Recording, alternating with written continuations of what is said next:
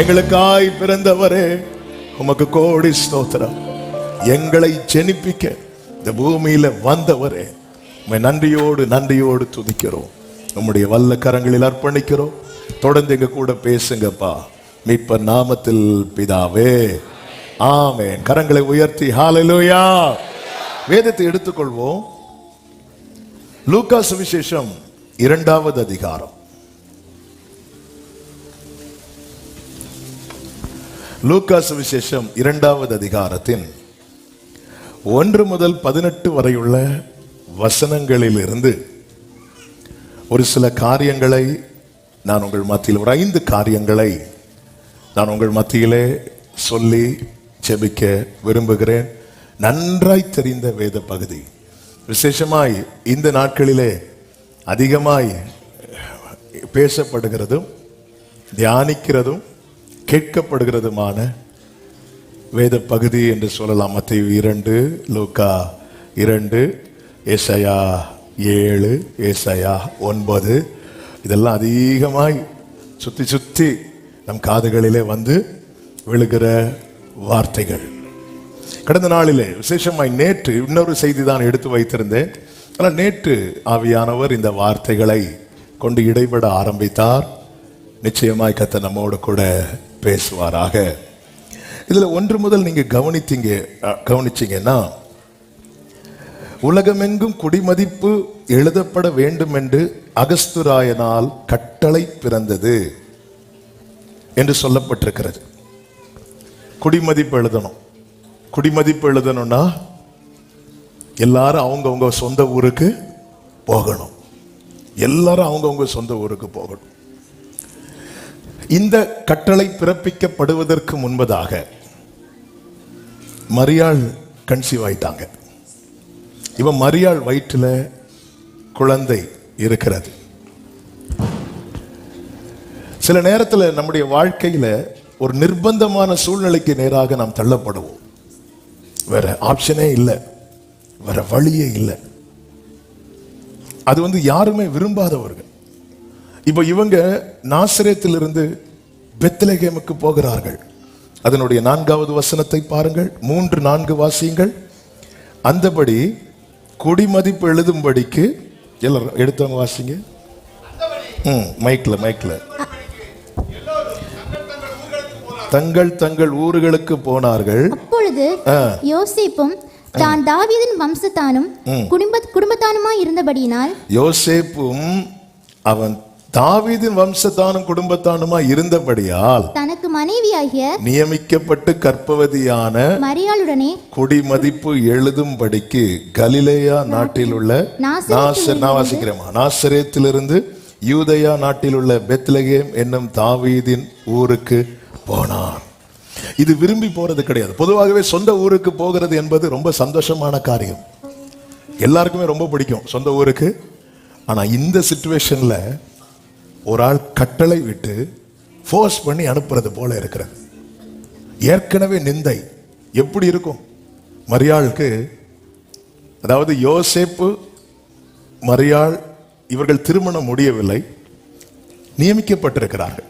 அப்படிதான் சொல்லப்பட்டிருக்கிறது. தனக்கு மனைவியாக நியமிக்கப்பட்டு கர்ப்பவதியான, பைபிள் தெளிவாய் சொல்லப்பட்டிருக்கிறது. அவர்கள் திருமணம் இன்னும் முடியவில்லை. கன்னிகை கர்ப்பவதியாக வேண்டும் என்பது கர்த்தருடைய தீர்க்க தரிசன வார்த்தை. நல்ல புரிந்து கொள்ளுங்கள். கர்த்தர் நமக்காக வார்த்தை மாற்ற மாட்டார், வார்த்தைக்காக எதை வேணாலும் மாற்றுவார். ஹல்லேலூயா. சத்தமா ஆமென் சொல்லுங்க பார்க்கலாம். இவன் நாசரேத் ஊரிலிருந்து பெத்லகேமுக்கு போனோம். கலிலேயா நாட்டில் உள்ள நாசரேத் என்னும் ஊரிலிருந்து யூதேயா நாட்டில் உள்ள பெத்லகேம் என்னும் தாவீதின் ஊருக்கு போனான் என்று சொல்லப்பட்டிருக்கிறது. ஏறக்குறைய 90 மைல். கார் இருந்திருந்தா 2.5 மணிக்கூர்ல போயிருந்திருப்பாங்க. கார் கிடையாது, நடத்தி தான் கூட்டிட்டு போனோம். அந்த அம்மா வேண்ட கழுதை மேல வச்சு கூட்டிட்டு போயிருப்பாங்க.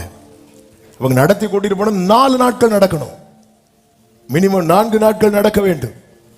இது ஒரு நிர்பந்தத்தின் பேர்ல போறாங்க. பல நேரத்துல நம்முடைய வாழ்க்கையில வார்த்தை என்பது, அதை கேட்டு நமக்கு சந்தோஷம் தாங்க முடியாது. வார்த்தையை கேட்டதும் ஆண்டவருக்கு நான் அடிமை. தூதன் மூலம் சொல்லப்பட்ட வார்த்தையை கேட்கும் போது நம்மளால இருக்க முடியாது. பரிசுத்தாவி உண்மையில் வரும். உன்னதமானவருடைய பலன் உண்மையில் நிழலிடம். உன்னிடத்தில் பிறக்க போகிறது பரிசுத்த வித்தாய் இருக்கும். இது எப்படி ஆகும்? இது தேவனால் கூடாத காரியம் ஒன்றுமில்லை. உன் இளத்தால பாரு. அவள் இப்பொழுது 6 மாசம், எலிசபெத்துக்கு 6 மாசம். இப்போ எலிசபெத்தை மீட் பண்ணா எலிசபெத்து வாழ்த்துறாங்க. என் ஆண்டவருடைய தாயார் என்னை வந்து வாழ்த்த நான் எப்படி பாக்கியம் பெற்றேன். விசுவாசித்தவளே பாக்கியவதி, தேவனால் சொல்லப்பட்டவைகள் எல்லாம் அவளுக்கு நிறைவேறும். இப்படி ஒருபுறம் நிந்தை எல்லாம் மறக்கத்தக்கதான அற்புதமான சூழ்நிலைகள் வார்த்தை பெற்ற பிறகு வாழ்க்கையிலே உண்டாயிருக்கும் போது திடீரென்று அகஸ்திராயினால் ஒரு கட்டளை பிறக்கிறது. எல்லாரும் அவங்க ஊருக்கு போய் குடிமதிப்பு எழுதணும், கணக்கெடுக்கணும். வேற வழியே இல்லை. இந்த மரியாள் சொல்லியிருப்பாங்க, எங்க இப்போ நம்ம போகணுமா? கண்டிப்பா இல்லம்மா, போய் தான் ஆகணும், இல்லைன்னா பிரச்சனை. பிரியமான கர்த்தருடைய பிள்ளைகளே, இந்த யோசேப்பு மரியாள் கன்சீவா இருக்கிறாங்க. அதனால இப்போ இந்த மாதிரி சட்டம் எல்லாம் போடக்கூடாதுன்னு யாருக்கு தெரியாது? அகஸ்திராயனுக்கு தெரியாது. அப்படி இருக்கும்போது இந்த நாளில் எதற்காக இதை நான் சொல்ல விரும்புகிறேன் என்றால், ஒரு சத்தியத்தை நீங்கள் நன்றாய் கேளுங்கள். எது எப்படி இருந்தாலும் சரி, கர்த்தர் நினைத்ததே நடக்கும். என்ன கர்த்தர் நினைத்தார்? என்ன கர்த்தர் நினைத்தார்? மரியாளுக்கு இப்பொழுது ஒரு வலி. என்ன வலி இருக்கும் மரியாளுக்கு? வலி என்ன வலி? பிரசவ வலி. அதே வலி கர்த்தருக்கும் உண்டு. என கர்த்தரும் ஒரு வார்த்தையை உரைத்திருக்கிறார். என்ன வார்த்தை? மீகா 5வது அதிகாரம் 2வது வசனம். எப்ராத்தா என்னப்பட்ட பெத்லகேமே, நீ யூதேயாவில் உள்ள ஆயிரங்களுக்குள்ளே சிறியதாயிருந்தும் இஸ்ரவேலை ஆள போகிறவர் உன்னிடத்திலிருந்து புறப்பட்டு என்னிடத்தில் வருவார். அவருடைய புறப்படுதல் அனாதி நாட்களாய் பூர்வத்தினுடையதாய் இருக்கிறது. நல்ல கவனமா கேளுங்க. இந்த தீர்க்க தரிசன வார்த்தை நிறைவேறணும்னா யோசேப்பு மரியாளும் கண்டிப்பாக எங்க தான் போய் ஆகணும் தெரியுமா? பெத்லகேமுக்கு போய் தான் ஆகணும். மரியாளுக்கு என்ன வலி? பிரசவ வலி. மரியாள் வயிற்றுல பிள்ளை எவ்வளவு நாள் இருக்கு? ஏறக்குறைய 9 மாசம். கரெக்டா அடிக்கிறீங்க நீங்க. சரி, ரவுண்டாவே சொல்லுங்க. 10 மாசம். அப்ப மரியாளுக்கு இப்போ போக்கஸ் ஃபுல்லா எதுல இருக்கும்? ஒரு குழந்தை கன்சீவ் ஆயிட்டுனாலே எல்லாருடைய போக்கஸும் எந்த நாளுக்காக இருக்கும் தெரியுமா? டெலிவரி. அதுக்காக தான் ஆயத்தம். அப்போ இவங்க வந்து ஒரு பாதி மாசம் வரும்போது நினைச்சிருக்க மாட்டாங்க நம்ம பெத்லகேமுக்கு போகணும்னு நினைச்சிருக்கவே மாட்டாங்க. அப்படின்னா ஃபர்ஸ்ட் டிராவல் பண்ண கூடிய சிச்சுவேஷன் இருக்கும்போது இவங்க புறப்பட்டு வந்திருக்கணும். இவங்க நினைக்கல. அப்போ இந்த பெயின் மரியாள் எத்தனை நாட்கள் சுமக்கிறாங்க? 10 மாசம் சுமக்கிறாங்க. ஆனால் இந்த மீகாவை கொண்டு சொல்லப்பட்ட தீர்க்க தரிசன வார்த்தை 400-500 ஆண்டுகளுக்கு முன்பாக சொல்லப்பட்டது. மரியாளுக்கு வலி 10 மாசம்னா தேவனுக்கு வலி 500 ஆண்டுகள். கர்த்தர் நினைத்த மரியாளுக்கு என்ன? எப்படியாவது இது வெளியே வந்துடணும். ஆண்டவருக்கு எப்படி இருக்கு தெரியுமா? நான் சொன்ன வார்த்தை நிறைவேறணும். ஹalleluya, ஹalleluya. கர்த்தர் யோசேப்புனா யாருன்னு தெரியாத, மரியாள்னா யாருன்னு தெரியாத ஒரு அகஸ்திராயன். ஏன்னா இவங்க தச்சன் குடும்பம், இவங்க ஃபேமஸ் கிடையாது. எழுப்பி ராஜாக்களுடைய இருதயம் கர்த்தருடைய கையில் இருக்கிற நீர்க்கால்கள் போல் இருக்கிறது.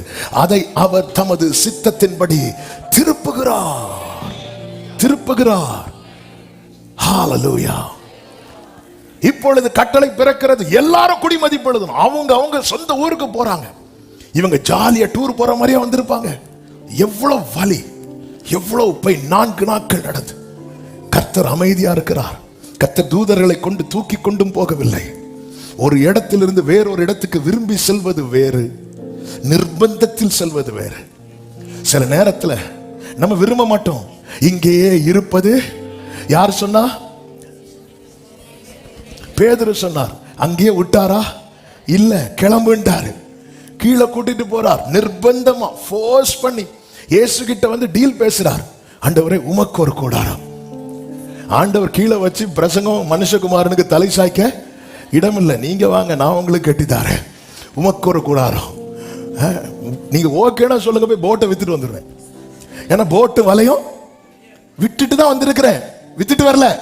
நீங்க மட்டும் உம்முன்னு சொன்னீங்கன்னா போய் டெண்டு போட்டுடலாம். உமக்கு ஒரு கூட ஆண்டவர் சொல்றார், இங்க வா, நீ கிளம்பு. ஃபோர்ஸ் பண்ணி ஒரு இடத்திலிருந்து இன்னொரு இடத்துக்கு கர்த்தர் நிர்பந்தமான சூழலை கர்த்தர் கொண்டு போகிறார் என்றால் இந்த செய்தியை தான் கர்த்தர் உங்களுக்கு சொல்லுகிறார். கர்த்தர் சொல்லுகிற வார்த்தை நிறைவேற போகிறது. ஆமென். அசௌகரியமான காரியம் நம்மை சுற்றி நடக்கும் போது வார்த்தை உடையவன் எப்படி புரிந்து கொள்ள வேண்டும் தெரியுமா? இது God's plan. இது கர்த்தருடைய திட்டம். இது அகஸ்து ராயனுடைய திட்டம் அல்ல, இது கர்த்தருடைய திட்டம். ஆமென் சொல்லுங்க பார்க்கலாம். என்ன நினைக்கும், இதுக்கு முன்னாடி இருந்த ஆளு கூட எவ்வளவு நல்லா இருந்தார், இப்போ இவர் வந்துட்டு. ஆபிரகாமுக்கு தேவன் சொன்ன வாக்குத்தத்தம் நிறைவேறும் காலம் சமீபித்த போது யோசேப்பை அறியாத ஒரு ராஜா எகிப்திலே பார்வோனாக வந்திருக்கிறான். இது காட்ஸ் பிளான். தேவன் நினைத்திருக்கிற காரியம் உனக்குள்ளே சுமக்கிறது வார்த்தை. வார்த்தையை சுமந்து சுமந்து சுமந்து ஆமென் ஒரு இடத்துல நம்ம செட் ஆகிருப்போம். நம்ம மனம் ஒரு சூழல்ல வந்து அப்படி செட் ஆகி இருக்கும். ஓகே, இன்னும் கொஞ்சம் அப்படி சகிச்சிடலாம். திடீரென்று எல்லாமே சேஞ்ச் ஆகும். நம்ம வேற ஆப்ஷனே கிடையாது, வேற மார்க்கமே கிடையாது. புறப்பட்டு தான் ஆகணும், போய் தான் ஆகணும். அந்த இடத்துல புரிந்து கொள்ளுங்கள், இது அகஸ்திராயனுடைய வேலை கிடையாது, சர்வத்தை ஆளுகிறவருடைய. ஆமென். எப்ராத்தா என்னப்பட்ட பெத்லகேமே, நீ யூதாவில் உள்ள ஆயிரங்களுக்குள்ளே சிறியதா இருந்தும் இஸ்ரவேலை ஆள போகிறவர் உன்னிடத்தில் இருந்து புறப்பட்டு என்னிடத்தில் வருவார். அவருடைய புறப்படுதல் அநாதி நாட்களாய் பூர்வத்தினுடையது என்று சொல்லப்பட்டிருக்கிறது. இது ஏற்கனவே செட் பண்ணப்பட்டது, இது தீர்மானிக்கப்பட்டது. நான் நினைத்திருக்கிறபடியே நடக்கும், நான் நிர்ணயித்தபடியே நிலை நிற்கும் என்று சேனைகளின் கர்த்தர் ஆணையிட்டு சொல்லுகிறார். என் தேவன் யார் தெரியுமா? ஒரு காரியத்தை செய்யும்படி தம் கரத்தை நீட்டினார், அவர் கையை முடக்க எந்த வல்லமைக்கு முடியாது. ஹalleluya. அவர் அவர் அவர் பிரசன்னத்தில் பர்வதங்கள் மெழுகு போல உருவும். ஆமென். பார்வோனின் சேனையை ஒரு திரி அணைவது போல அணைத்து போட்டவர், அவர் செய்வதை தடுப்பவன் யார்? அப்போஸ்தலர் 2வது அதிகாரத்தில் பெந்தேகோஸ்தே நாளிலே பரிசுத்த ஆவியின் நிறைவிலே பேதுரு 11 பேரோடு கூட எழுந்து சகல இஸ்ரவேல் ஜனங்களோடு பேசிக் கொண்டிருக்கையில் பேதுரு சொன்ன வார்த்தையை கேளுங்கள். 22 முதல் வாசியுங்கள். அப்போஸ்தலர் 2:22 முதல். இஸ்ரவேலரே, நான் சொல்லுகிற வார்த்தைகளை கேளுங்கள். இஸ்ரவேலரே, நான் சொல்லும் வார்த்தைகளை கேளுங்கள். நீங்கள் அறிந்திருக்கிறபடி நசரேயனாகிய இயேசுவை கொண்டு தேவன் உங்களுக்குள்ளே பலத்த செய்கைகளையும், இந்த வேர்டை கவனிக்கணும், பலத்த செய்கைகளையும் அற்புதங்களையும் அடையாளங்களையும் நடப்பித்து அவைகளினாலே அவரை உங்களுக்கு வெளிப்படுத்தினார். அவைகளினாலே அவரை உங்களுக்கு வெளிப்படுத்தினார். ஆமென். இது எவ்வளவு நல்லா இருந்துச்சு. டெய்லி டெய்லி இயேசு ஒரு வீட்டில் இருந்தா கூரை உடையும். ஆமென். இயேசு வந்த வீட்டில் சந்தோஷம். கூரை உடைஞ்சவனுக்கு தான். ஆமென். அந்த அளவுக்கு ஜனக்கூட்டம். பைபிள் ஒரு இடத்துல இருக்கு, ஒருவரை ஒருவர் மிதிக்கத்தக்க கூட்டம். ஆமென். எந்த விளம்பரமும் கிடையாது. இதுதான் இயேசுவினுடைய விசேஷம். ஹல்லேலூயா. ஆமென்.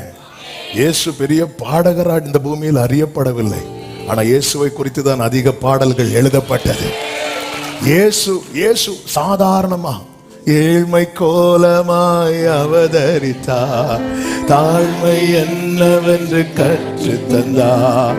ஏழ்மை கோலமாய் அவதரித்தார், தாழ்மை என்னவென்று கற்று தந்தார். தம் வாழ்வை மாதிரியாய் காட்டி தந்த தேவன் ஒருவர் ஒருவரே.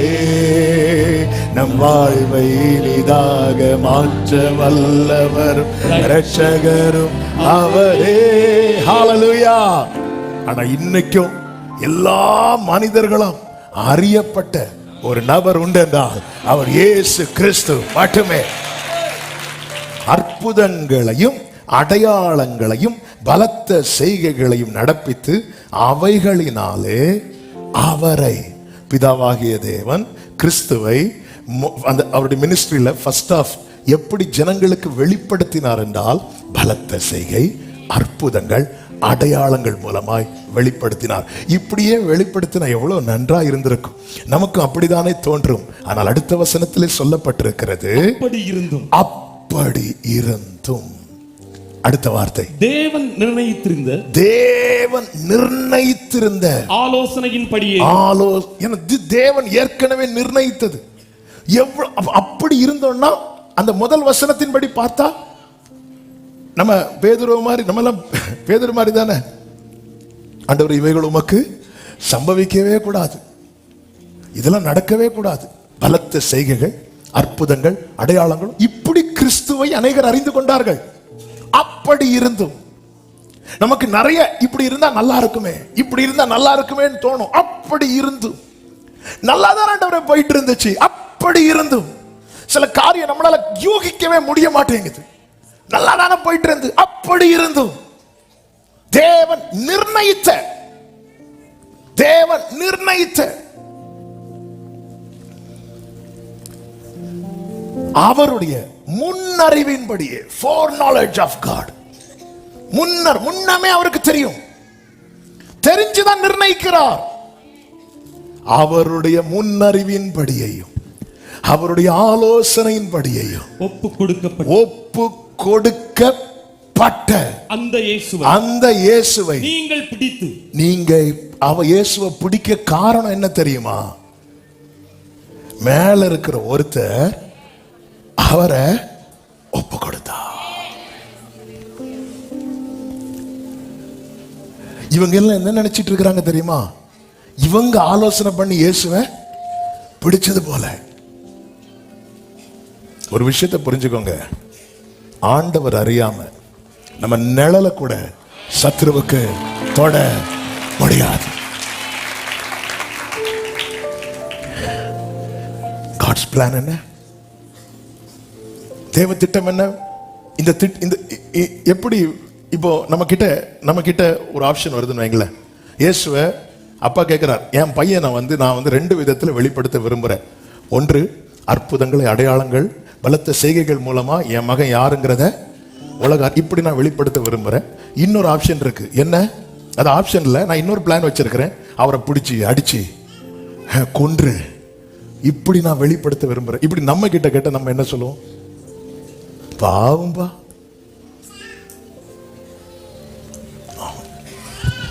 அதனால நம்ம கிட்ட கேட்க மாட்டேங்கிறார். ஆமென். நம்ம கிட்ட சில காரியத்தை நம்மள அவருடைய ஆலோசனை சங்கத்துக்குள்ளே வர விட மாட்டேங்கிறார். ஆமென். ஒருத்தன் பரலோக சாவி வாங்கிட்டு வந்தான். வந்ததுல எனக்கு பின்னாக போ, அங்க ஒரு கூடையில் அப்பா இருக்கிறது, தின்னுட்டு ஓடு. அவர் ஆலோசனை யார் கூட பண்றார்? தேவன் நிர்ணயித்த ஆலோசனை. அவர் யாரோட ஆலோசனை பண்ணுகிறார்? நமது சாயலாய் நாம் படைப்போம். அப்பாவும் பையனும் தான் ஆலோசனை பண்றாங்க.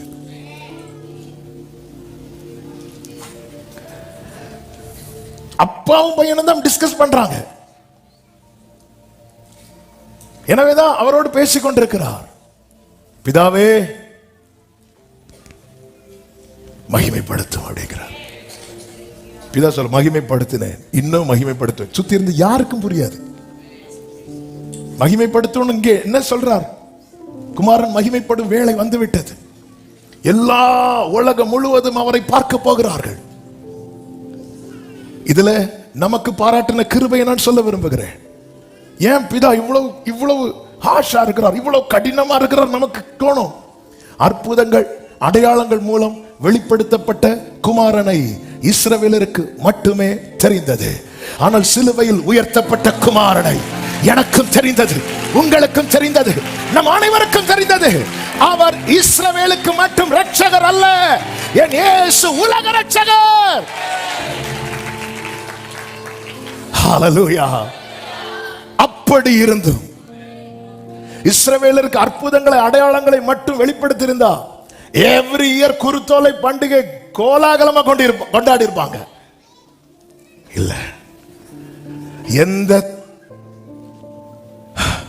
இயேசுக்கு எப்படி இருக்கும்?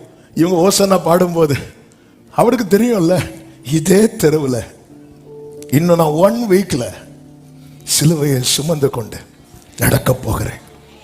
இதே தெருவில் இப்ப சுத்தி இருந்து மகிழுகிற மக்களில் அநேகர் என்ன கல்லறிய போறாங்க, அநேகர் அழ போறாங்க. இதே தெருவில் ஒரு ஸ்ட்ரீட்ல அவர் கழுதை மேல அப்படி ராஜாவா அவரை வச்சு கொண்டாடிட்டு வராங்க. அப்படி இருந்தும் அதே தெருவில், எங்க ஒரு தெருவில் நம்ம சந்தோஷத்தோடு வரோங்க, அதே தெருவில் அடுத்த வாரத்துல துக்கத்தோடு வர்றதுதான் கர்த்தருடைய பிளான். நம்மளால அக்செப்ட் பண்ண முடியுமா?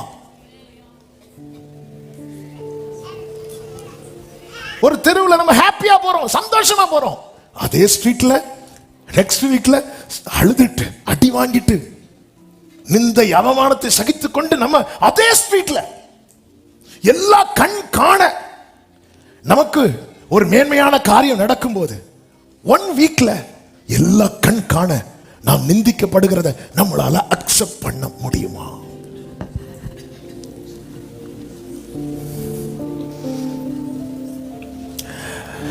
நமக்கு கொடுக்கப்பட்ட வாக்குத்தத்தெல்லாம் புலம்பலுக்கு பதில் ஆனந்த களிப்பு. ஆனா அவருக்கு பாருங்க, ஆனந்த களிப்புக்கு அப்புறம் புலம்பல். அவருடைய களிப்பு புலம்பலானது, என்னுடைய புலம்பல் களிப்பானது.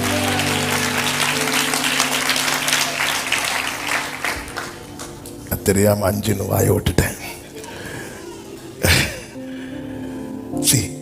God's plan வந்து நம்முடைய புத்திக்கு அப்பாற்பட்டது. எனக்கு தெரியல நான் என்ன ஆன்சர் பண்ண. Say yes to God. வேதம் இங்க என்ன சொல்லுகிறது? அவருடைய முன்னறிவின் படியையும் ஒப்பு கொடுக்கப்பட்ட அந்த இயேசுவை நீங்கள் பிடித்து நல்ல புரிந்து கொள்ளுங்க. சத்துருவின் கை நம் கையை விட பலமா இருந்ததினால் அவன் நம்மை பிடிக்கவில்லை. சில சூழலிலே கர்த்தர் ஒப்பு கொடுத்திருக்கிறார். அவர் அப்படி ஒப்பு கொடுக்கும் போது ஒன்றை புரிந்து கொள்ளுங்கள், சத்துருவின் இஷ்டத்துக்கு கர்த்தர் ஒப்பு கொடுக்க மாட்டார். சத்துருக்களின் இஷ்டத்துக்கு அல்ல, அவருடைய சித்தம் நிறைவேறவே அந்த இயேசுவை நீங்கள் பிடித்து அக்கிரமக்காரருடைய கைகளினாலே சிலுவையில் ஆணி அடித்து. அதன் அர்த்தம் என்ன? எப்படி ட்ரீட் பண்ணாங்க பாத்தீங்களா? ஆராதிக்க வேண்டிய ஆசாரியர்கள் நிக்க இயேசுவின் கையில் ஆணி அடித்தவர்கள் மற்றவர்கள் இவர்களுக்கு அவரை தொட திட்டுன்னு பாக்குறாங்க. இதெல்லாம் பார்த்தா இதுல என்னண்டவரை உங்களுடைய திட்டம் இருக்கிறதுன்னு தான் நமக்கு தோணும். இந்த அளவுக்கு அவமானப்படுகிறேனே, இந்த அளவுக்கு நிந்திக்கப்படுகிறேனே. ஹல்லேலூயா. நான் அங்க இருக்கும்போது, பரலோகத்தில் இருக்கும்போது சேராபீன்களுக்கு என்ன பார்க்க முடியாம இருந்துச்சு. சிறகுகளை எடுத்து தங்களை மறைத்துக் கொண்டு ஆராதித்த அந்த ஆராதனை எங்கே? இங்கே அக்கிரமக்காரருடைய கைகளினாலே சிலுவையில் ஆணி அடித்து. ஆமென். இயேசு முறுமுறுக்கவில்லை. சிலுவையில் ஆணி அடித்து கொலை செய்தீர்கள்னா என்ன அர்த்தம் அப்படின்னா, அவருக்கு சாப்டரை நீங்க க்ளோஸ், அந்த ஃபைல் என்ன பண்ணிட்டீங்க தெரியுமா? நீங்க க்ளோஸ் பண்ணிட்டீங்க. இந்த ஃபைல்லாம் கட்டி வைப்பாங்க, பார்த்துருக்கீங்களா? அதை மட்டும் மனசுல வச்சுக்கோங்க. அப்படி நீங்க க்ளோஸ் பண்ணிட்டீங்க. ஆனா இப்படி ஒரு காரியம் நடப்பதாக போட்ட திட்டம், நீங்க போட்ட திட்டத்துல இது மட்டும்தான் உண்டு. ஆனா உங்களுக்கு மேல ஒரு கவர்மெண்ட் போட்ட திட்டத்துல இதுக்கு இன்னொரு பக்கமும் உண்டு. ஆமே, அந்த பிளான்ல ஒரு போர்ஷனை கர்த்தர் உங்களுக்கு கொடுத்தார். என்ன காட்ஸ் பிளான்? 24வது வசனம், தேவன் அவருடைய மரண உபாதிகளின் கட்டை அவிழ்த்து, அதாவது அவங்க அந்த ஃபைல க்ளோஸ் பண்ணி கெட்டி வச்சு முடிச்சிட்டு அப்பாடான் வீட்டுக்கு போகும்போது தேவன் என்ன பண்ணார் தெரியுமா? கட்டை அவிழ்க்கிறார். சில நேரத்தில் சத்துருவுக்கு உங்க லைஃப்ல எவ்வளவு விளையாட முடியுமோ அந்த எண்டு வரை விளையாட அலோவ் பண்ணுவார். அவன் டயர்டாகி போவான், இதோட முடிஞ்சுன்னு போவான். அந்த இடத்துல ஆண்டவர் உங்க ஃபைல ஓபன் பண்ணுவார். நம்புறவங்க மட்டும் நல்ல கைகளை தட்டி ஆமென் சொல்லுங்க பார்க்கலாம். ஹல்லேலூயா. கட்டுகளை அவிழ்த்து அவரை எழுப்பினார். எனக்கு என் வாழ்க்கையில நான் இந்த வார்த்தையை நம்முடைய வாழ்க்கையோடு கனெக்ட் பண்ணி தான் பேச விரும்புகிறேன். பரிசுத்த ஆவியானவர் நேற்று இந்த வார்த்தைகளை கொண்டுதான் பேசிக் கொண்டிருந்தார். எல்லாம் தெரிந்த வசனமானாலும் இந்த நாள்ல ரேமாவாக ஆவியானவர் நமக்கு தந்து பேசிக் கொண்டிருக்கிறார். சில நேரத்தில் அந்த மேக்சிமம் நான் ஏன் எதுக்கு சொல்றேன் அப்படின்னா, பிலாத்து அதிகாரத்தில் உடையவன், அவன் தான் தீர்மானிக்கணும் இவரை சிலுவையில் அறையணுமா வேண்டாமா. அவன் காப்பாற்ற மனதா இருந்தும் இந்த ஜனங்கள்லாம் பிடிவாதமா நின்னுட்டாங்க, இவரை சிலுவையில் அறைந்தே ஆக வேண்டும் என்று. அப்படியே நடக்குது.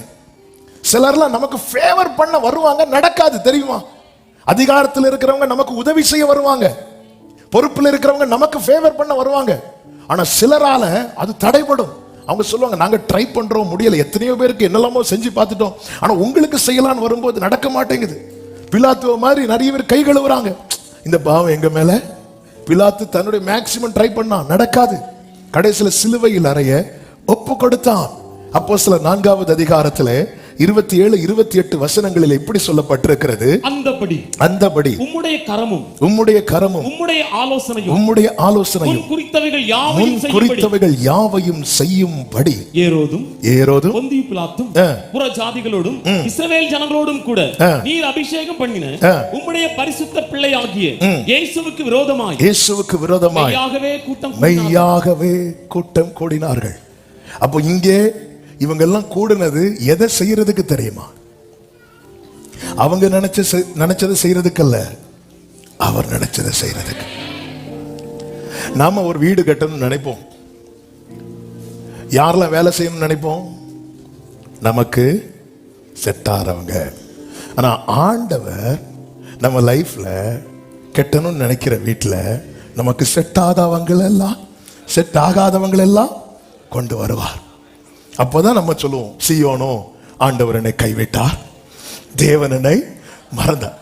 பிலாத்து, ஏரோது, மற்ற இஸ்ரவேல் ஜனங்கள், இவங்க எல்லாம் நீர் அபிஷேகம் பண்ணின உம்முடைய பரிசுத்த பிள்ளையாகிய இயேசுவுக்கு எல்லாரும் பேதுருவா இருந்தா நினைச்சது நடந்திருக்குமா? நடக்காது. சில டைம் நமக்கு தோணும், ஒரு 10 பேதுரு மட்டும் கூட இருந்திருந்தா 10 பேருக்கு காது கையில் இருந்திருக்கும்.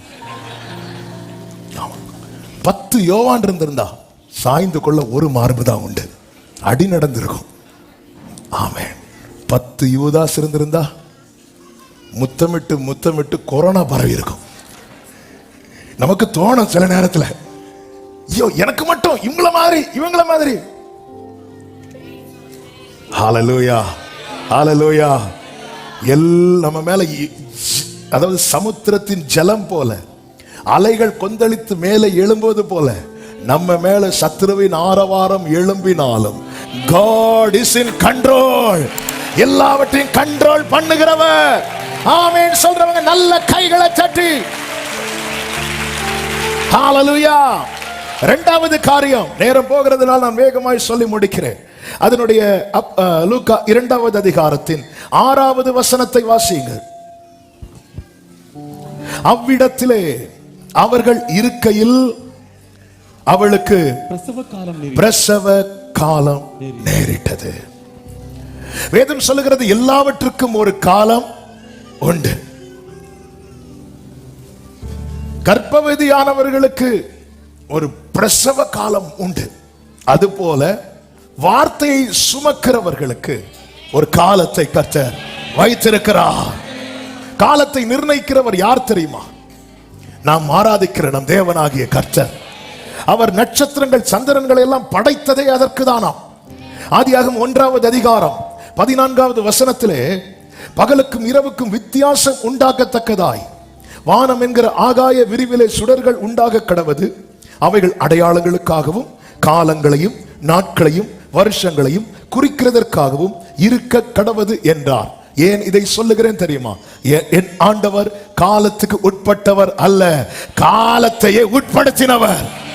நம்முடைய காலங்கள் எல்லாம் கர்த்தருடைய கரத்தில் இருக்கிறது. எனவே நாம் ஆண்டவர்கிட்ட பல நேரத்தில் நாம தான் காலத்தை சொல்லுகிறோம். ஆண்டவரே, இந்த வருஷம் முடிய இன்னும் எவ்வளவு நாள் இருக்கு? இன்னும் 6-7 நாள் தான் ஆண்டவரே இருக்கிறது. இந்த 7 நாளுக்குள்ள எப்படியாவது ஆமென். அதாவது உங்க அடிக்கடி சொல்லுகிற வார்த்தை, ஆண்டவர்கிட்ட காரியத்தை சொல்லுங்கள், காலத்தை சொல்லாதீர்கள். ஆமென். நமக்கெல்லாம் அப்படி காலத்தை சொல்லி சொல்லி சொல்லி இன்னும் 10 நாள்ல நடக்கும், இந்த வருஷம் முடிகிறதுக்குள்ள நடக்கும், இப்படி எல்லாம் கேட்டு கேட்டு.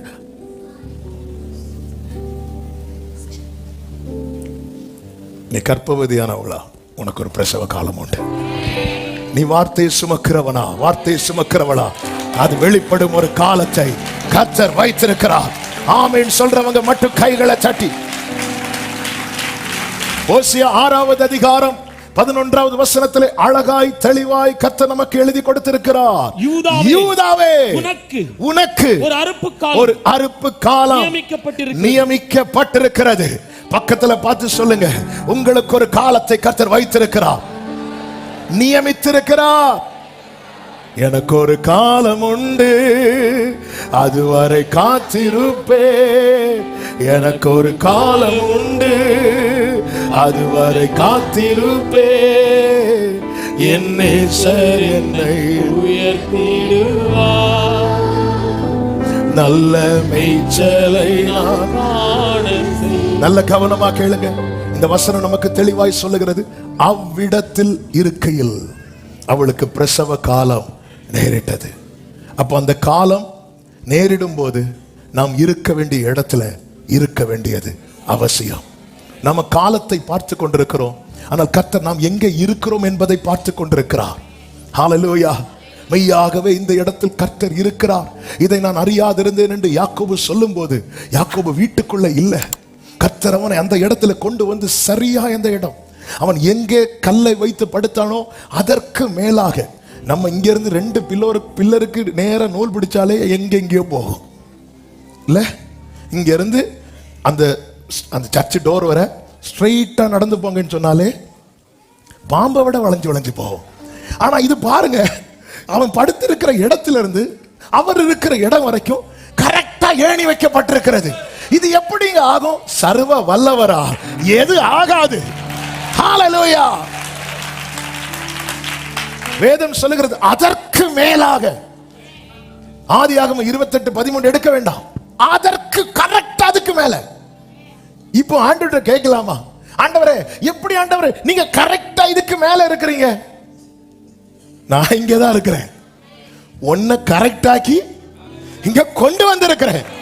நம்ம பல நேரத்துல எப்படி ஆண்டவரே நீங்க கரெக்டா இங்க இருக்கிறீங்க? நீ கரெக்டா வா. ஹல்லேலூயா, ஹல்லேலூயா. அதாவது உண்மையிலே பரிதபிக்கப்பட்டவர்கள் யார் தெரியுமாங்க? 33 வருஷத்துல 3 வருஷம் இயேசு நன்மை செய்தவரை சுற்றி திரிந்தார்ல, அதுல நன்மை அனுபவிக்காம இருந்தாங்க பாருங்க ஒரு கூட்டம், அவங்க தான் பரிதபிக்கப்பட்டவங்க. அது போலதான் இப்பொழுதும் இந்த அனுக்கிரக காலத்துல, இந்த இரட்சண்ய நாளிலே பெதஸ்தா குளக்கரையில அந்த 38 வருட வாலிபன் மட்டுமா பலவீனமா இருந்திருப்பான்? எத்தனை பேர் இருந்திருப்பாங்க?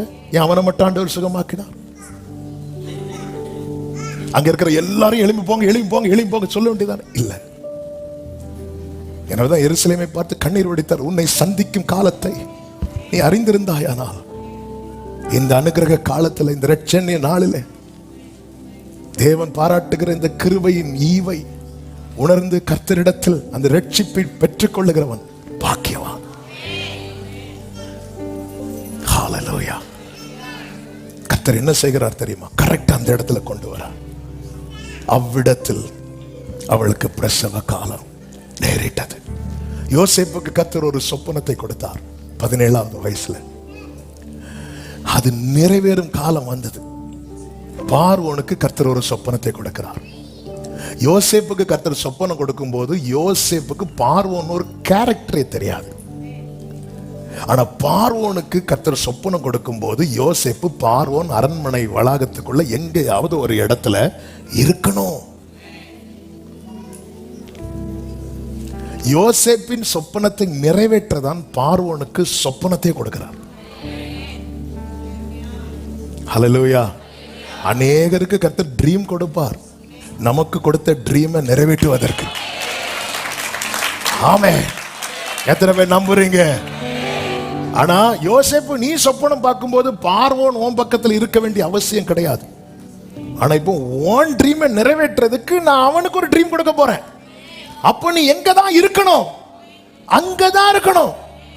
அப்ப நீ போர்த்திபார் அரண்மனையில போய் இருக்க கூடாது. அந்த அம்மா கூப்பிட்டாங்கன்னு சொல்லிட்டு கர்த்தர் கொண்டு வருகிறார், முன்னும் பின்னும் நெருக்குகிறார்.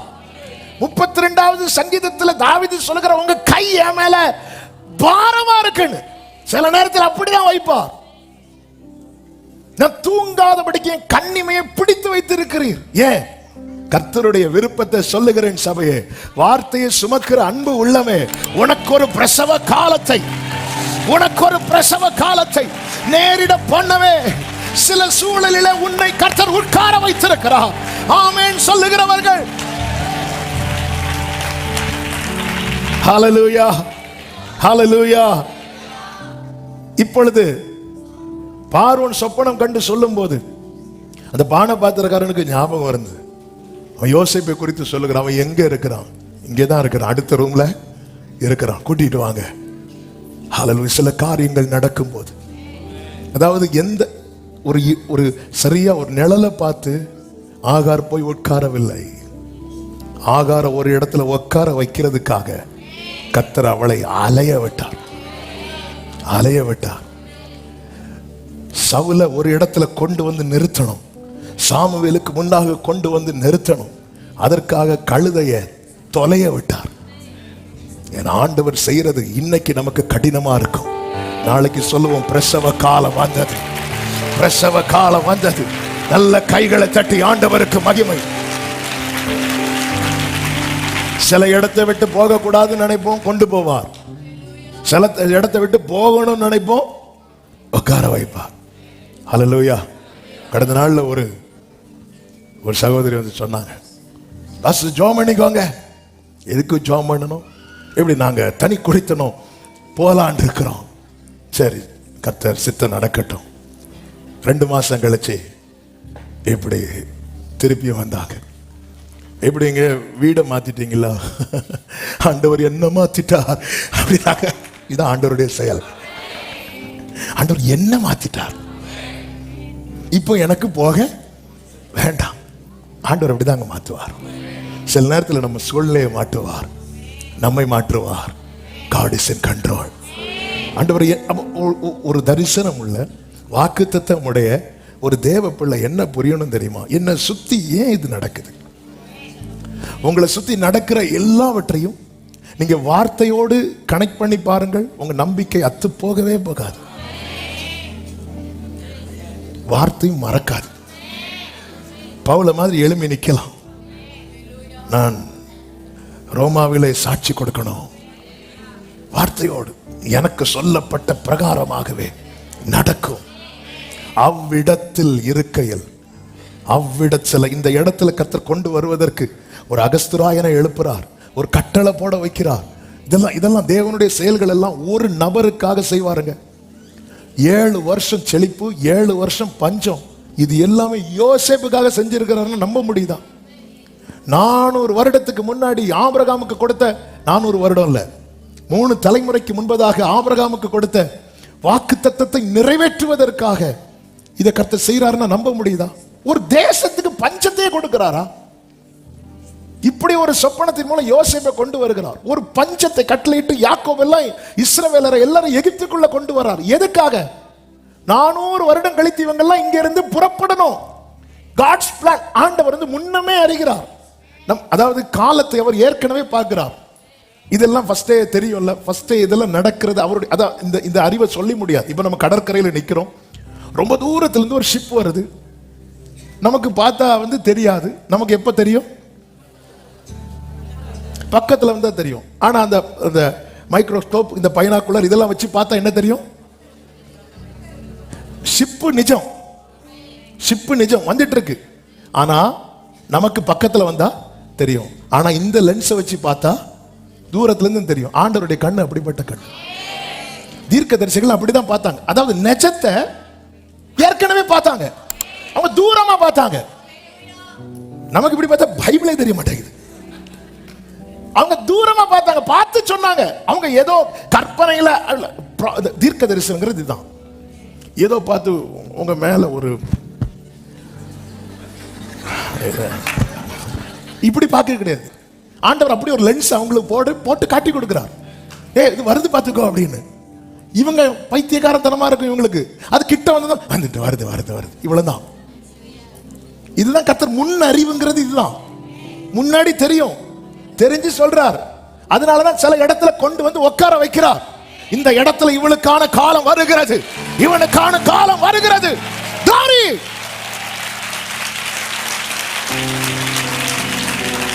சிமியோனுக்கு கர்த்தர் வாக்கு கொடுக்கிறார், வார்த்தை கொடுக்கிறார். கர்த்தராகிய கிறிஸ்துவை காணும் முன்னே நீ மரணம் அடைய மாட்டாய். இப்போ 2 பேர் 2 வீட்டுல இருக்கிறாங்க.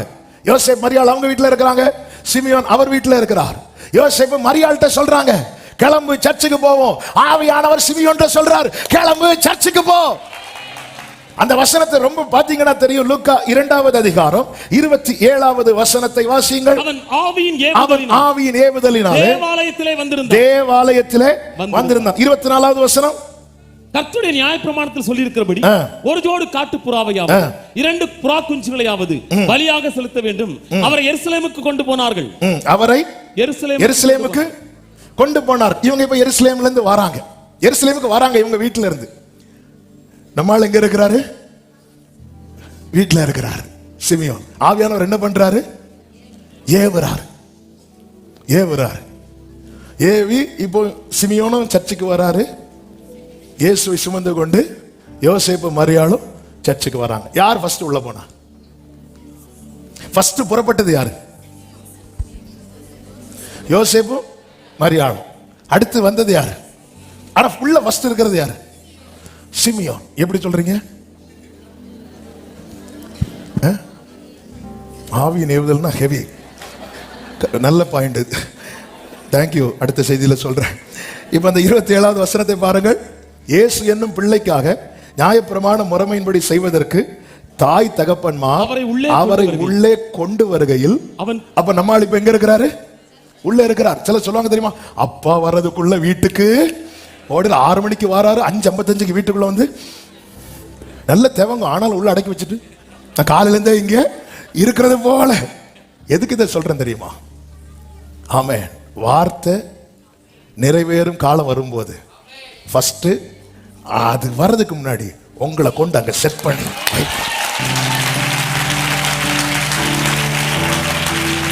ஹல்லேலூயா. சிமியோன் அங்க இல்லைன்னா அந்த இடத்துல வேற பெரியவங்க இருப்பாங்கல்ல, அவங்க கையில கொடுத்திருப்பாங்க. ஆலயத்துல அப்படிதானங்க, குழந்தைய கையில எடுத்து பிளஸ் பண்ணி கொடுப்பாங்க. இதுதான் வழக்கம். ஆவியானவர் சொல்றார், ஓடு, அது உனக்குரியது. இன்னொருத்தங்க அதை வாங்கக்கூடாது. ஃபோர்ஸ் பண்றார், ஃபோர்ஸ் பண்ணி ஆமா, அது உன் கையில தான் இருக்கணும். எது உன் கையில இருக்கணுமோ அது உன் கையில தான் இருக்கணும். எது உனக்குரியதோ அது உனக்குதான், அது உனக்குரியது. ஏவரார் என்னை ஆண்டவரே சில நேரத்தில் எங்கேயாவது போயிறேன், விட மாட்டேங்கிறார். அது உன் கையில தான் இருக்கணும். சிமியோனோட நிறைய தேவாலயம் நம்ம சர்ச்சை மாதிரி கிடையாது. அங்க ஒரு காரியத்துக்கு அவ்வளவு பேர் இருப்பாங்க. லேவி கோத்திரத்தார் இருப்பாங்க. எத்தனை பேர் இருப்பாங்க. ஒரு குழந்தைய பிளஸ் பண்றதுக்கு எத்தனை ஆசாரியர்கள் வரிசையா இருப்பாங்க. பெரிய ஆலயம் அல்லவா, பலி செலுத்துறதுக்கே அத்தனை பேர் இருக்கிறாங்க. ஆனா ஆவியானவர் ஏவுறார், அது உனக்கு கொடுக்கப்பட்ட ப்ராபசி, நீ தான் அதை வாங்கணும். அவங்க உள்ள என்ட்ராகும் போது நீ ரிசீவ் பண்றதுக்கு நீ அந்த இடத்துல ஆமே உனக்கான பிரசவ காலம் வெளிப்படும் போது glory ஆமென் சொல்லுங்க பார்க்கலாம் சத்தமா ஹalleluya. மூன்றாவது காரியம் லூக்கா 2:7. அவள் தன் முதற் பேரான குமாரனை பெற்று சத்திரத்திலே அவர்களுக்கு இடம் இல்லாதிருந்தபடியினால் பிள்ளையை துணிகளில் சுற்றி முன்னணையிலே கிடத்தினாள். இதை நான் இப்படி சொல்ல விரும்புகிறேன். மகிமையான திட்டத்திற்கு அற்பமான ஆரம்பம். மகிமையான திட்டத்திற்கு அற்பமான ஆரம்பம். 2000 வருஷமாய் தீர்க்க தரிசிகளால் உரைக்கப்பட்ட தீர்க்க தரிசனம் நிறைவேற போகுது. இப்படியா நிறைவேறணும்? சாஸ்திரிகள் வந்து எருசலேமிலே அரண்மனைக்குள்ள போனாங்கல்லவா, அப்படித்தானே நிறைவேறணும். யூதருக்கு ராஜாவாக பிறந்திருக்கிறவர் எங்கே என்று அவரை நாங்கள் பணிந்து கொள்ள வந்தோம். உடனே ஏரோது ராஜா கூட்டிட்டு போய் அங்க இருக்கிற பெஸ்ட் ரூமை காட்டி, இங்க பாருங்க, பாடின தூதர்களை பிடிச்சு ரூம்ல அடைச்சு போட்டு அவங்களுக்கு 2 சேரையும் உருவி வச்சு செல்லலாம் அப்படி வச்சிருக்கிறாங்க.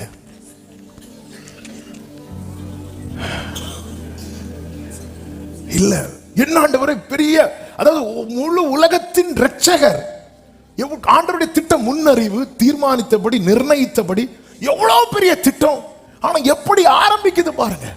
பிள்ளையை துணிகளிலே சுற்றி முன்னணையில். கேட்கலாம், ஏன் ஆண்டவரை இப்படி ஒரு ஆரம்பத்தை கொடுக்கிறீங்க? இந்த ஆரம்பம் வந்து அதாவது அந்த காத்திருக்கும் காலத்துல வர சில நேரத்தில் நமக்கு நம்பிக்கை இருக்கும். ஆனா நிறைவேற துவங்கும் போது அவர் ஒரு துவக்கத்தை வச்சிருப்பார் பாருங்க, மொத்த நம்பிக்கையும் போயிடும். ஹல்லேலூயா. இதுக்கு நான் இன்னொரு 10 வருஷம் கூட காத்திருக்கிறேன் ஆண்டவரே. மகிமையான திட்டத்திற்கு அற்பமான ஆரம்பம். நல்ல கவனமா கேளுங்க. எசேக்கியேல் 47 எடுக்க வேண்டாம். நமக்கு தெரியும், ஆலயத்திலிருந்து ஒரு நதி புறப்படுகிறது. அது அளந்த போது முதல்ல எந்த அளவா இருந்தது தெரியுமா? கணுக்கால் அளவு. அது போக போக எப்படி மாறிச்சு தெரியுமா? கடக்க முடியாத அளவு. 2 அளவு சொல்லுங்க. கணுக்கால் அளவு, அடுத்து கடக்க முடியாத அளவு. அந்த கடக்க முடியாத அளவு, அந்த உயரம், அதை பார்க்கணும்னா இந்த கணுக்கால் அளவுல நீ வந்து நிக்கணும். உனக்கு தேவன் தருகிற அற்பமான ஆரம்பத்தை நீ அக்செப்ட் பண்ணணும். உனக்கு தேவன் தருகிற அற்பமான ஆரம்பத்தை, ஆண்டவரே என்கிட்ட நீங்க பேசினதெல்லாம் ரொம்ப பெருசா இருக்கு ஆண்டவரே, ரொம்ப ஹெவியா இருக்கு ஆண்டவரே, ஆனா நீங்க இப்படி சிம்பிளா தொடங்குறீங்க ஆண்டவரே. அற்பமான என் ஆரம்பத்தை, அற்பமான அமேன செட்டை பண்ணாதவரே, அன்பால் எல்லாம் தந்தீரே, தயவால் பெற்றே தகப்பனே நன்றி, தயவால் பெற்றே தகப்பனே. அற்பமான ஆரம்பத்தை கண்டு சோர்ந்து போகாதுங்க. இயேசு ஊழியத்தை ஆரம்பிக்கும் போது அவர் தனியாக தான் 40 நாள் உபவாசம் முடிந்து சாத்தான் சோதிச்சான் பாருங்க. தனியா தான் ஃபேஸ் பண்ணார், தனியா தான் ஃபேஸ் பண்ணார். அதுக்கப்புறம் ஒரு அந்திரையா வந்தான். அந்திரையா மூலம் பேதுரு, பேதுரு மூலம் யோவான், யாக்கோபு, அப்படி கொஞ்சம் பேர் 12, 70, 120, 3000 இப்படிதான் ஆரம்பித்தது. ஆமே. உலகம் கட்டுறது பிரமிடு. பிரமிடு எப்படி இருக்கும் தெரியுமா? இப்படி இருந்து இப்படி போகும். ஆனா பரலோகம் கட்டுறது கிறிஸ்துவாகிய அஸ்திபாரம், ஒரு கல். இந்த கல்லின் மேல் என் சபையை கட்டுவேன்.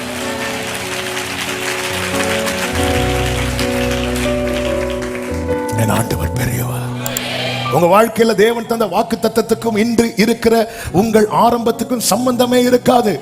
ஆனா ஒன்றை புரிந்து கொள், இந்த கணுக்கால நீ நிக்கணும், நீ நிக்கணும். அளக்கிறது கர்த்தர், அளக்கிறது கர்த்தர். உன்னை அளக்க விட மாட்டார், நீ உனக்கு அளக்க முடியாது. அவர் சொல்லுவார், மனுபுத்திரனே இதை கண்டாயா? எதை கண்டாயான்னு கேட்டார் தெரியுமா? கடக்க முடியாத ஒரு லெவல் வரும் தெரியுமா? அதை தான் கண்டாயாம்பா. அது வரைக்கும் நீ எதை மட்டும்தான் பார்க்கணும் தெரியுமா? உனக்கு முன்னாக ஒரு தூதர் அளவின் கோலை பிடித்து கொண்டு நிற்கிறார். இந்த கணுக்கால பார்த்து நீ சொந்து போகாத. உன்னை நான் எங்க நிறுத்துறேனோ அங்க நில்லு. கணுக்கால நிக்க வைக்கும் போது அங்க நில்லு, முழங்கால நிக்க வைக்கும் போது அங்க நில்லு, இடுப்பளவுல நிக்க வைக்கும் போது அங்க நில்லு. ஒரு நாள் வரும், ஒரு நேரம் வரும், கர்த்தர் காண்பித்து தருவார். ஹalleluya. அற்பமான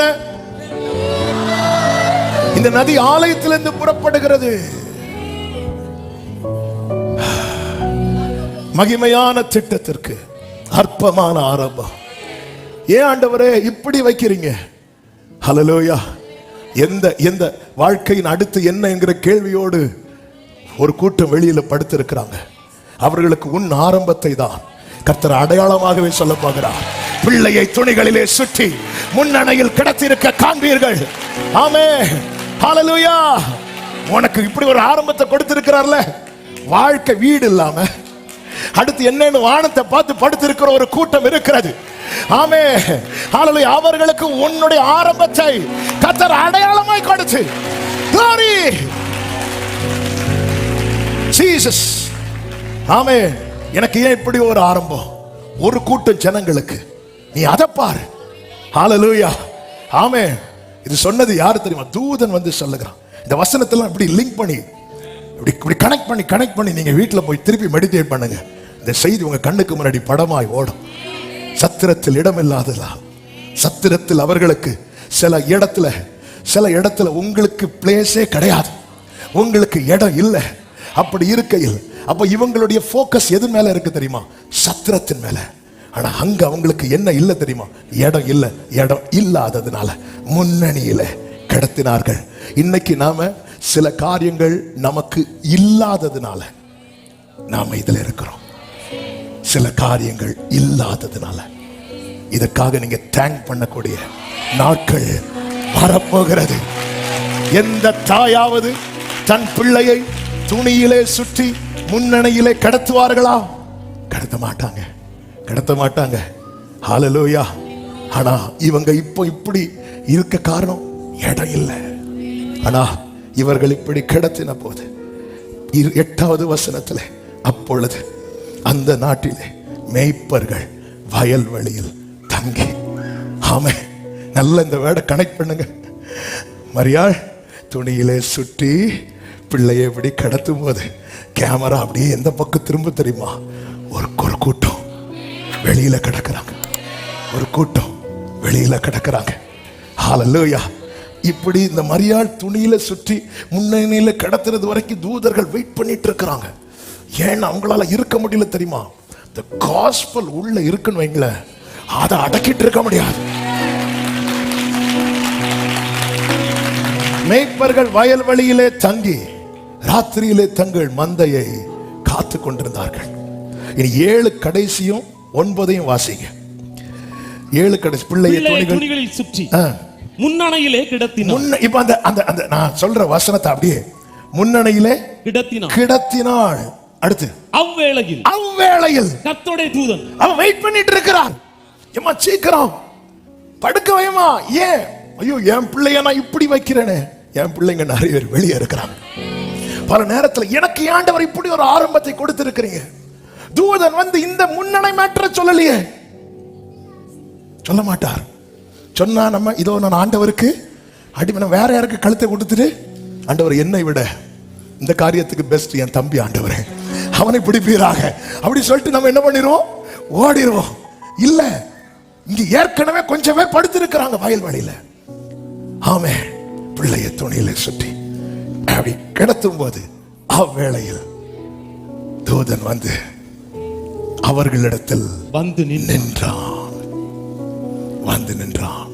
அடுத்த வசனம் என்ன சொல்ல தெரியுமா? கர்த்தருடைய மகிமை அவர்களை சுற்றி பிரகாசித்தது. ஒரு பெருங்கூட்டத்துக்கு கண்ணு திறக்குது. ஒரு பெருங்கூட்டத்துக்கு எதிர்காலம் ஓபன் ஆகுது. உனக்கு கொடுக்கப்பட்ட இந்த அற்பமான ஆரம்பத்தினால ஒரு பெருங்கூட்டத்துக்கு, அநேகருக்கு கர்த்தரோட சாட்சியா வைக்க போகிறார். அநேகருக்கு எதிர்காலம்னா என்னன்னு தெரியாம வானத்தை பார்த்து கொண்டிருக்கிற அநேகருக்கு கர்த்தர், எத்தனை பேர் என்னோடு கர்த்தர் பேசுகிறார் என்று சொல்லுவீர்கள்? ஜீசஸ் ஆர்ப்பரி சபையே, இது கர்த்தர் உண்டு பண்ணின நாள். Glory, glory. ஏன் அவர் அரண்மனையில் பிறக்க வைக்க எவ்வளவு, அந்த தூதன் மட்டும் மேய்ப்பர்கள்ட்ட வந்து நின்ன தூதன் ஏரோதுட்ட வந்து நின்னா என்ன இருக்கும்? கேட்க மாட்டேன்னு சொல்லுவானா? ஏன்னா வார்த்தையை சுமக்கிறவங்க புரிஞ்சுக்கோங்க, உங்களை வாழ வைப்பதற்காக மட்டும் வார்த்தையை கொடுத்தது, இது மூலம் அநேகரை வாழ வைப்பதற்கு. எனவேதான் நம்ம அப்படி போறோம், டோர் க்ளோஸ் ஆகுது. வார்த்தை உடையவனுக்கு எல்லா இடத்துல வாசல் திறக்கப்படாது.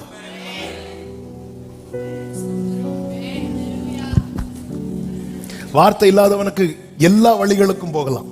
வார்த்தை உடையவனுக்கு அவர் வழியில மட்டும்தான் வர முடியும். எல்லா இடத்திலும் சத்திரத்தில் இடம் இல்லாததுனால நீங்க ஏன் இங்க இருக்கிறீங்க? நீங்க ஏன் இப்படி இருக்கிறீங்க? வேற வழி இல்ல, வேற இடம் இல்ல. விரும்பியா இருக்கிறோம். இங்க இருக்க இப்ப இருக்கிற சூழ்நிலையில உங்களை கூப்பிட்டு நீங்க விரும்பிதான் அப்படி இருக்கிறீங்களா? விரும்பிதான் இருக்கிறீங்களா கேட்டா வேற வழி இல்ல. இது உங்க நிலைமை இல்ல. ஸ்திரீகளுக்குள் ஆசீர்வதிக்கப்பட்டவள் என்று பரலோகத்தால் புகழப்பட்ட மரியாளுடைய நிலைமை அதுதான். ஏன்? God's plan always unique and perfect. உனக்கு தெரியாது, உனக்கு நீ உன்னை மட்டும் தான் பார்க்கிற. எனக்கு இடம் இல்லை.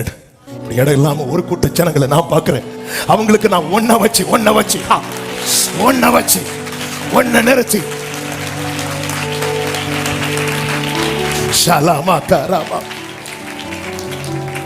என் ஆண்டவர் ஒருபோது தீமை செய்கிறவர் அல்ல. என் தேவன் ஒருபோது தீமை செய்கிறவர் அல்ல.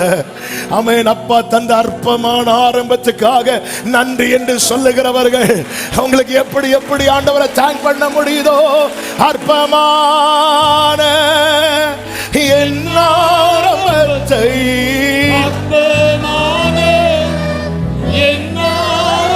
ஜீசஸ் ஹல்லேலூயா. கைகளை உயர்த்த முடிந்தால் உயர்த்தி சொல்லுங்க.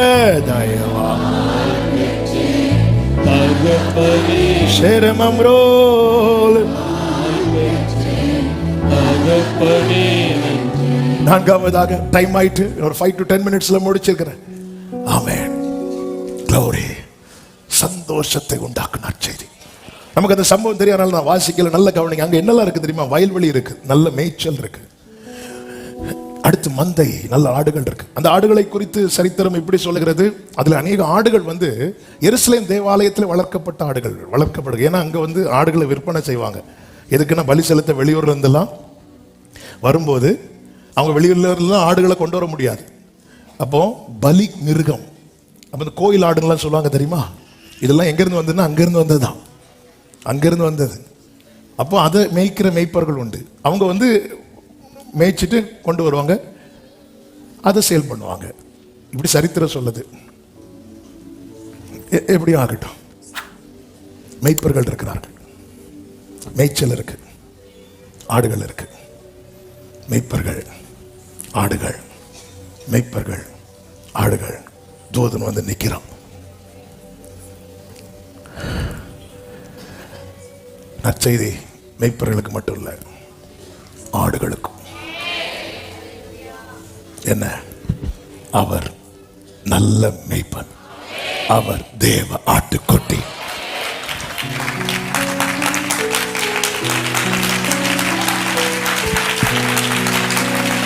ஹல்லேலூயா. கர்த்தராகிய கிறிஸ்து என்னும் இரட்சகர். தூதன் வந்து நிற்கிறான். கிறிஸ்ட். ஆடுகள் எல்லாம் அறுக்கப்படும் போது எல்லாரும் நினைச்சிட்டாங்க நமக்கு பாவம் இதோட போச்சு. அந்த இடத்துல இனி ஒரு மிருகம் அறுக்கப்பட வேண்டிய அவசியம் இல்லை.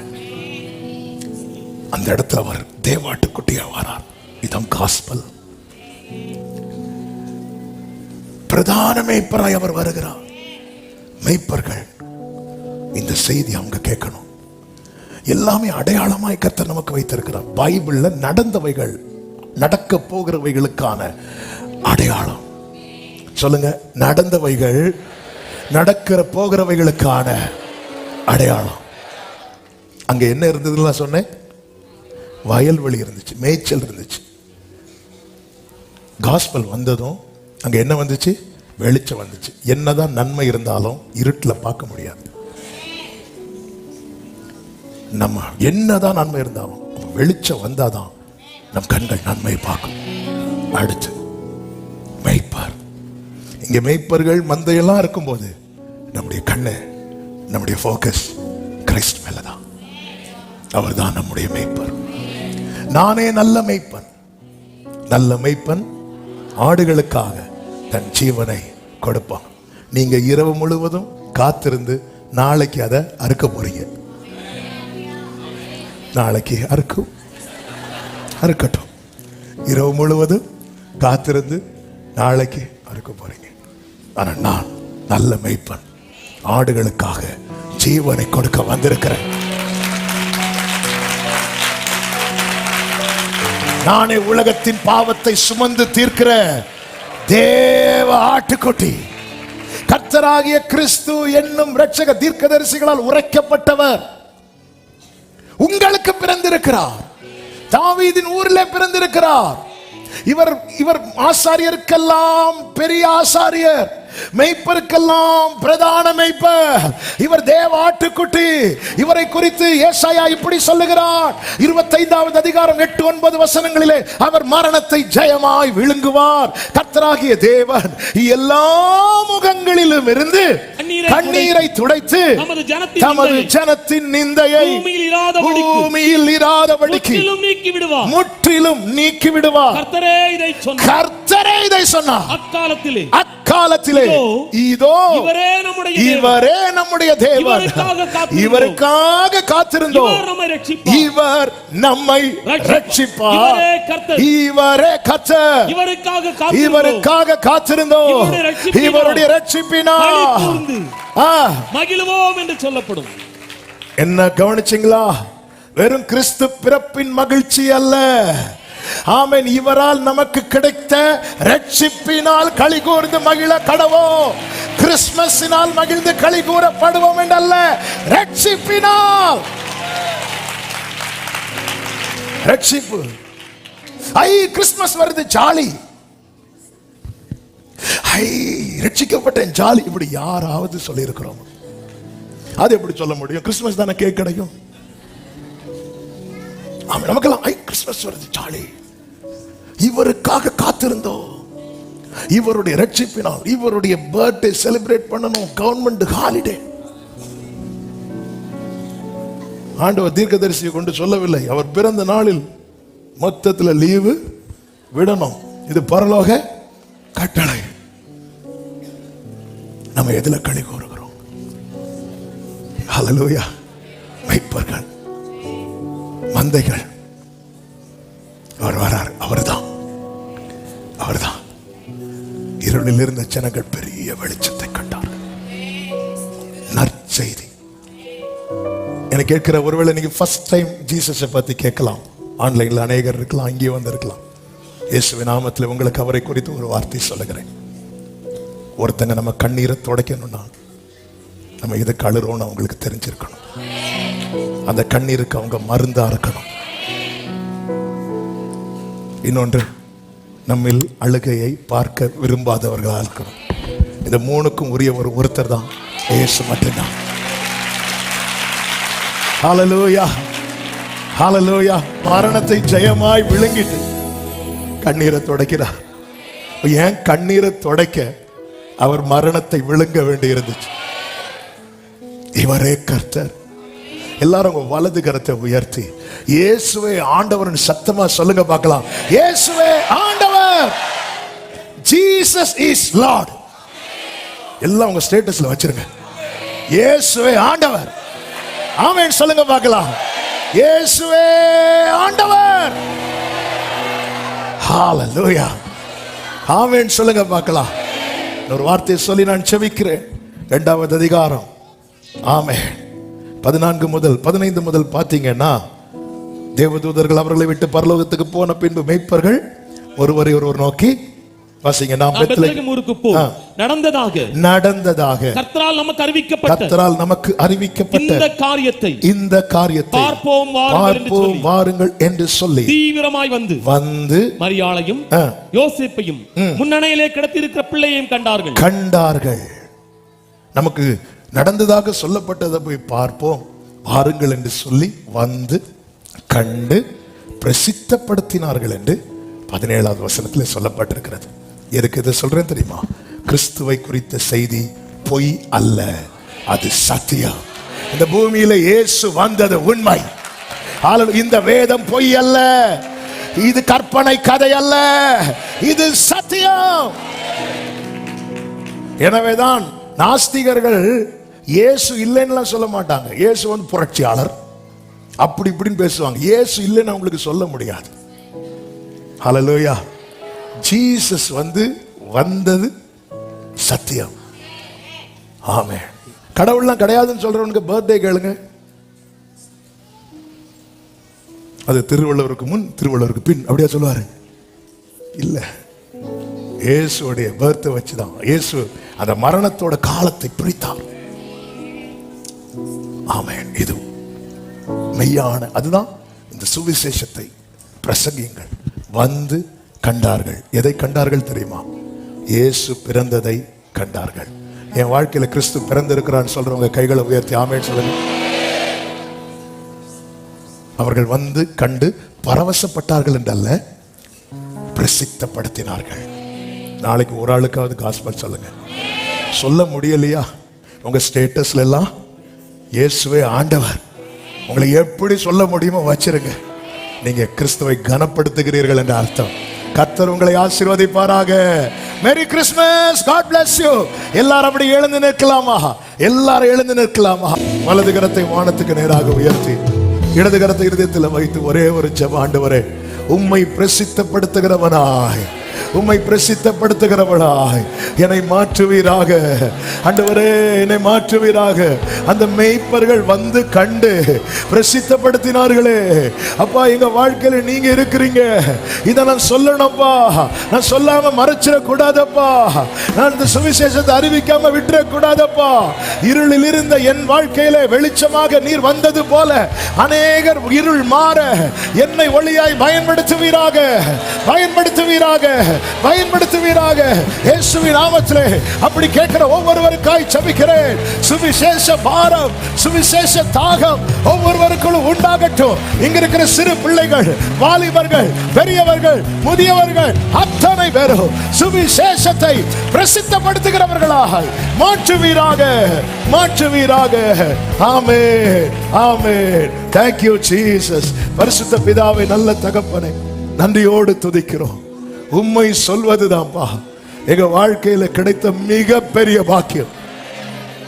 அந்த மேய்ப்பர்கள் வந்து கண்டு பிரசித்தப்படுத்தினது போல நாங்க அதை அடக்கிட்டு இருக்க கூடாது. நாளைக்கு ஆண்டவரே அப்பா, இந்த சுவிசேஷம் எல்லா இடத்திலும் பரவட்டும், பரவட்டும். வந்து கண்டு காணட்டும், அறியட்டும். இயேசுதான் மெய்யான தெய்வம். மனுக்குலத்துக்காக, மனுக்குலத்தின் பாவத்துக்காக மரித்த ஒரே ஒருவர். எல்லா வேதங்களை பார்த்தாலும் மனுக்குலத்தின் பாவத்துக்காக மரித்தவர் என்று சொல்லப்படுகிறவர் ஒரே ஒருவர் மட்டுமே. அவர் நம் ஆண்டவராகிய இயேசு கிறிஸ்து மட்டுமே. சிலுவையில் அவர் கதை முடியவில்லை. அவர் வெற்றி சிறந்தார். அவர் உயிர் தெளிந்தார். இன்றும் ராஜாதி ராஜாவாய், கர்த்தாதி கர்த்தராய், தேவாதி தேவனாய் சிங்காசனத்தில் வீற்றிருக்கிறார். கர்த்தர் மீண்டும் வரப்போகிறார். குழந்தையாக அல்ல, கிரீடங்களை உடையவராய், ஆரவார துணியோடு, எக்கால சத்தத்தோடு, பிரதான தூதர்களோடு, பரிசுத்தவான்களோடு கூட. Glory. Thank you Jesus. ஆண்டவரே, நன்றி அப்பா. மாலை வேளையில் உங்க சமூகத்தில் இவ்வளவு பேரை அழைத்து கொண்டு வந்து அநேகர் ஆன்லைன் மூலமா இணைய வைத்து உம்மை குறித்து ஆண்டவரை அறிந்து கொள்ள, உம்மை ருசிக்க, உம்மை உயர்த்த, உம்முடைய சத்தத்தை கேட்க நீர் பாராட்டின எல்லா கிருபைகளுக்காக நன்றி. ஒவ்வொருவரும் சுவிசேஷத்தை பிரசித்தப்படுத்துகிறவர்களாய், அப்படி ஒரு அனல், அப்படி ஒரு அக்கினி இப்பொழுது ஒவ்வொரு உள்ளத்திலும் எரியட்டும். உங்களை குறித்து சொல்லாம இருக்க முடியாது, உங்களை குறித்து சொல்லாம ஒரு நாளை கடத்த முடியாது என்கிற நிலையில் நம்முடைய பிள்ளைகளை வைப்பீராக.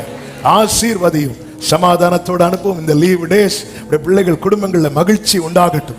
சிலர் பலவீனத்தின் நிமித்தம் ஹாஸ்பிட்டல் இருக்கிறாங்க. ஆண்டவரே, இந்த நாட்கள் எவ்வளவு சந்தோஷமா வீடுகளில் கொண்டாட வேண்டியது, ஆலயத்தில் வந்து ஆராதிக்க வேண்டியது, பலவீனத்தின் நிமித்தம் வர முடியாம இருக்கிறாங்க. இந்த நேரத்தில் உடைய ஆணி பாய்ந்த கரத்தை உடைய தழும்புகளால் குணமானோ இப்பொழுது தெய்வீக வல்லமை அவர்களை தொட்டு சுகப்படுத்துவதாக. ஆளுகை செய்யும், ஆசீர்வதியும். எல்லா மகிமை, கனம், துதி, ஸ்தோத்திரங்கள் ஒருவருக்கே செலுத்துகிறோம், இரட்சகர் இயேசு கிறிஸ்துவின் நாமத்தில் பிதாவே, ஆமென். சேர்ந்து சத்தமாய் சொல்லுவோம். என் ஆத்துமாவே முழு உள்ளமே அவருடைய பரிசுத்த நாமத்தை ஸ்தோத்திரி. என் ஆத்துமாவே கர்த்தரை ஸ்தோத்திரி.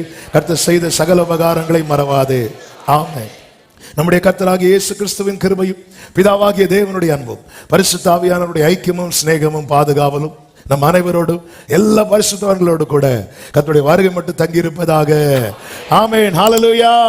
God bless you. கர்த்தர் உங்களை ஆசீர்வதிப்பாராக.